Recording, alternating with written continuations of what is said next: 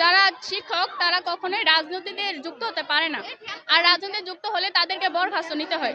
তিনি তো আওয়ামী লীগের সাপোর্ট করেছে, তাহলে তিনি কিভাবে আবার স্কুলে শিক্ষক হিসেবে আসতে পারে? এটা তো আইনে নাইকা। তাহলে তিনি শিক্ষকে এসেছে এবং এটা আমরা মানি না। অ্যাকচুয়ালি আমাদের যে উপবৃত্তি থাকা অবস্থায় যে বেতনটা নিয়েছে এটা মনে করেন নেওয়া উচিত হয়নি।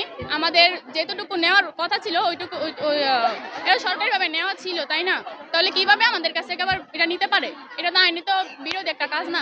তো বরখাস্ত হচ্ছে, তার নামে মামলা আছে, মামলাটা এখনো রায় পায় নাই, তাহলে কিভাবে সে আসতে পারে স্কুলে শিক্ষক হিসেবে? দুর্নীতিবাজ, স্বৈরাচার এবং আমরা কোনো স্বৈরাচার শিক্ষক চাই না। আমরা স্কুলে আমরা কোনো চাই না দুর্নীতিবাজ। আগে আমার বড় ভাইদা লড়াইছে দুর্নীতি করতে, আমরা এই মালিক নামে কোনো কিছু চাই না। আমরা আমাদের কথা হইলো ওনাকে চাই না।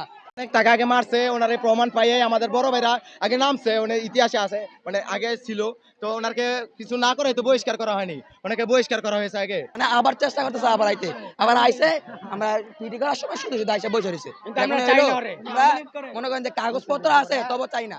তালাবদ্ধ হওয়ার কারণে আমি এই প্রতিষ্ঠানের কার্যক্রম এই টিচার্স রুম থেকে আমি পরিচালনা করে আসছি। এখন আমি এই টিচার্স রুম থেকেই এই বিদ্যালয় পরিচালিত হচ্ছে।